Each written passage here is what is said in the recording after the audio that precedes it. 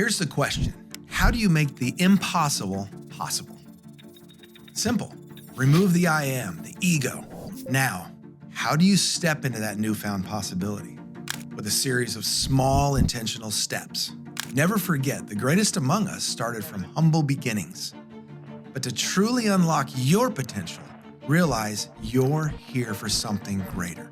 If you're yearning for more than just a good life, let's take that small step together to reach greatness. Welcome to the Greatness from Small Beginnings podcast, where we're talking to those who have gone from mediocrity to motivated, overlooked to overachieving, forgettable to unforgettable. Are you ready? Let's go.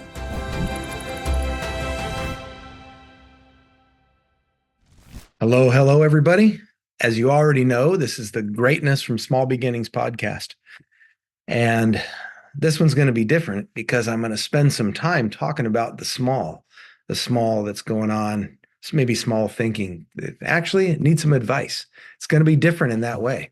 Hopefully you can figure out a way to message me back, maybe on YouTube, find me on the other social media channels. I do get notifications on it from Instagram. So if you DM me there, that's going to come up. That'd be good. It's Keith L. Callaway. But I'm going to need some advice, okay? So there are times of year in my business, construction, and in particular, asphalt paving, where things are stressful. September is that month, and here I am in the middle of the month, taking a half hour or whatever this is, 20 minutes away from my normal day. And I've already taken most of the afternoon, just kind of set it aside, though I just got to it. I have some work to do in my backyard, and I need to do something physical right now because it's been a stressful week. Monday was difficult and hard, and it was a whirling of a lot of things. And then Tuesday was just pounded out. It started with, well, I'll get to that in a minute, but Tuesday, something particularly difficult happened. And then I got an email this morning from a customer that was in a little bit similar category, but in a different way. So that being said, there's been, wow, how do I put it? There's been anxiety, in the stomach, and not like, it doesn't seize me up. Like I've been in the anxiety zone in my life, and I've had times where it was so hard to operate. That's not what this is like, because I know there's support around me. But the advice I'll need is how do you handle these things, especially in those seasons? Now, granted, this season at work started 2 or 3 weeks ago, probably, and it's ramped up, and it'll go for another couple of weeks, probably, along with perhaps onboarding somebody, which will mostly be my responsibility. And so there's going to be still a lot over the next month, probably, and a lot in that I probably don't have enough of me to go around. At least, let's talk about my nature is to please the people around me, or at very least not get in the way of their success, them succeeding. And that always bothers me when I feel like I'm a little under the gun and am on the verge of missing something. And that's what causes, I don't know how anxiety, that nervousness comes out in you. Some people, it comes in flashes of overwhelmed. Some people it just comes out physically. Once upon a time, that's what happened with me. Is I got shingles, and I found out that shingles is a muscle related, or a anxiety related muscle disorder. And especially when you're young, that's how it reveals itself. And the doctor said, "So what stresses are you under?" And I explained, I was in my late 20s. Like, that was a long time ago, and I had shingles, and I was completely stressed out over a couple projects and couldn't get them. Seems like I couldn't bring them to the finish line. Anyway, I did. And it got better, but it's been nice, actually, to have that disorder with me as a reminder of the stress. Although in the last 10 years, haven't really seen much of that reminder. It comes and goes, but it's very slight. So I have new mechanisms now to remind me to pray and to think deeper and to forgive people and not be bitter about circumstances and things. So I really appreciate those things a lot, the mechanisms I put in my life since that reminder of shingles under my right arm, that soreness, it doesn't reveal like it used to. So how do you handle the stressful seasons, or are you allowing them? We need them uh, for purposes of growing faith, for purposes of growing relationship. We need times of critical feedback in our life. We um, in the operating system that we do EOS, it talks about healthy conflict within the leadership team and of our company, and that is something that we don't really do very good at. We're not good at conflict. One person will come out as stronger on an idea than another, and the others are just going, "Oh, okay, whatever." If it's that important to you, then go ahead and have it. Uh, it's not right. It's not going to work, or it's not going to be the best for us, but okay, whatever.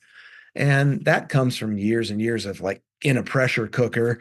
The business has been growing crazy and going up in numbers of people, and we're all stressed out. And it's part of where it comes from, but it's like we don't have perfect equity in the relation, not equity, equity as in investment in the relationship part with each other. So we just give in so that we don't like make it worse.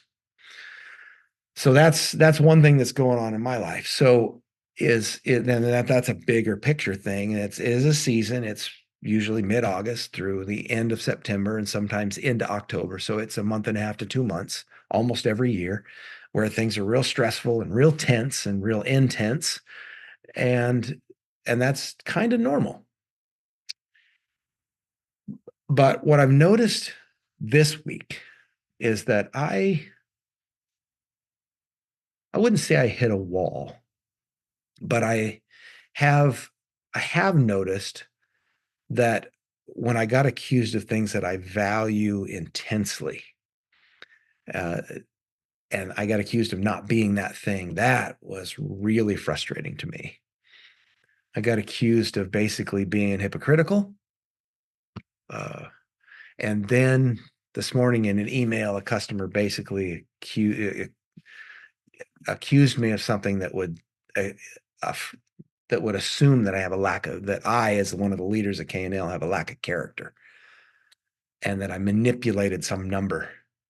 And it was very frustrating to me. So I'm going to call that customer, and he's just a project manager at that company, but he's the one that accused me of it. So I'm going to call him Monday after I've had the weekend to think about the best approach so that I don't come off reactionary, that it's more of a response and not to make him feel like he's an idiot or like I'm not putting together an attack. But I need to address the issue of basically him saying that obviously your character is this and I should have seen it coming. And it was completely off base. It was actually really rude. So those two things put together has made it so this afternoon I just wanted to go do this little project in my backyard that had some physical activity to it, just to kind of let my body let the tension in my body escape a little bit. And so what I need your help with is how do you do that? Number one, and what advice can you give me when I have weeks like that? Because you know what? The way it's setting up to next week might be similar. Like, I don't know. Um, right this time of year, we often have customers that are not very happy with how things are scheduling out, and that's normal. We had rain this week, which makes people very intense, and they want what they want when they want it. And I understand that that's what they want, but I can't do much about that most of the time. So the schedule is the schedule, and we only get through so much in each day. So how do you handle that?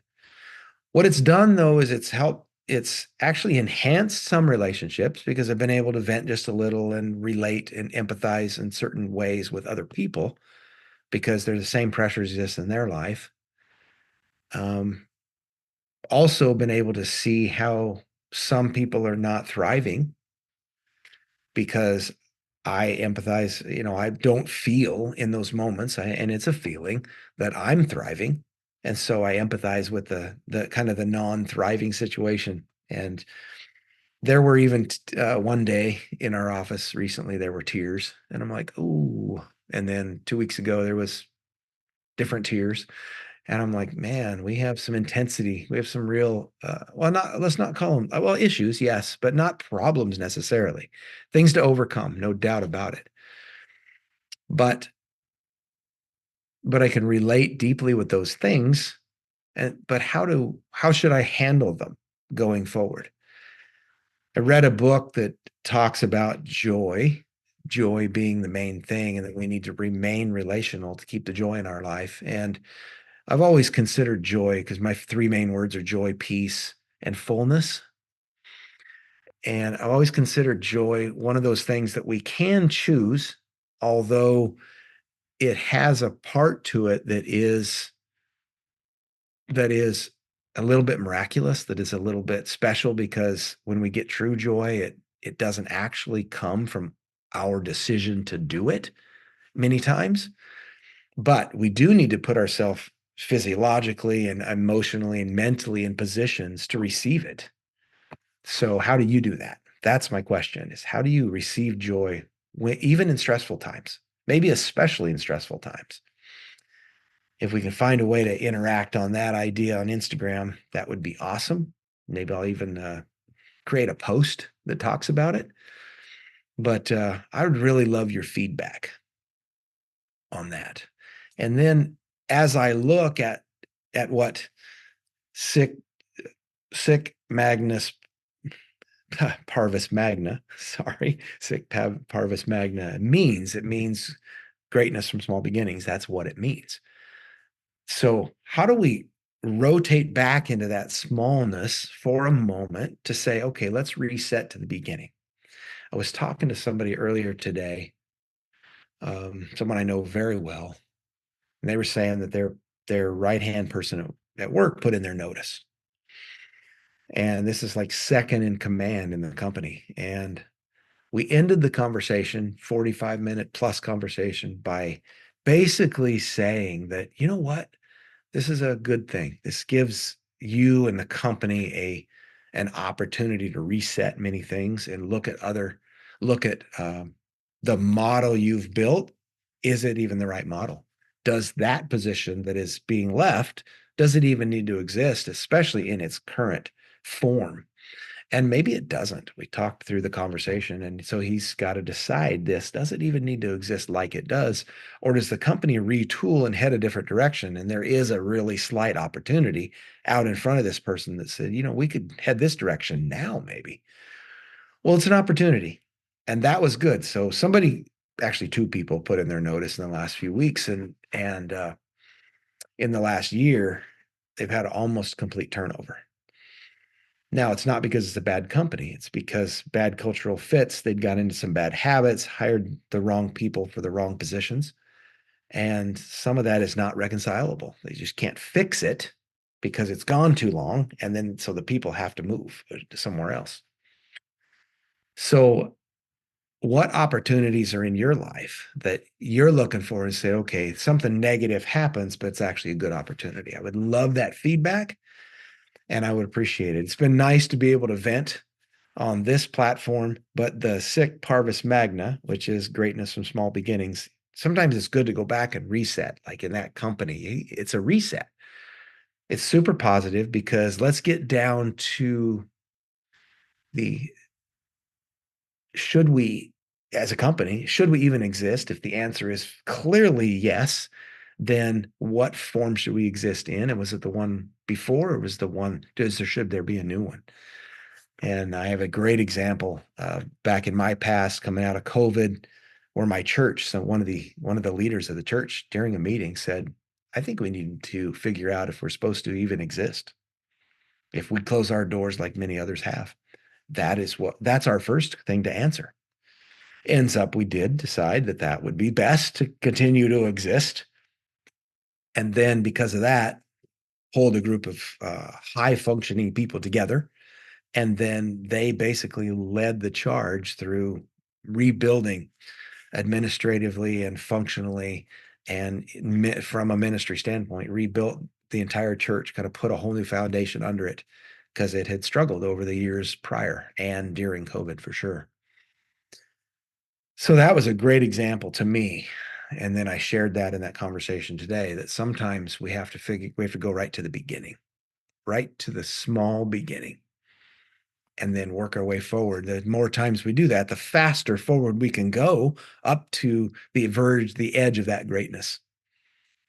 So, what's your greatness look like, and how do you get there through hard times?